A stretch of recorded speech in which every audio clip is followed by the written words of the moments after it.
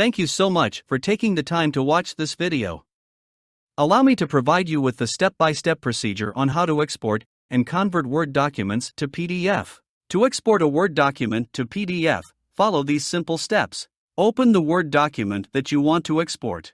Click the File tab. Click Export in the menu. Then click Create PDF or XPS document. In the Publish as PDF or XPS dialog box, specify the location where you want to save the PDF file, give the name file, and then click Publish. There are a few different ways to convert a Word document to PDF. One way is to use the built-in export feature in Word. Another way is to use a third-party PDF converter. To use a third-party PDF converter, simply open the converter and then import the Word document that you want to convert. The converter will then generate a PDF file for you. Thanks again for watching. Remember to like, subscribe, hit the bell icon, and leave your comments below.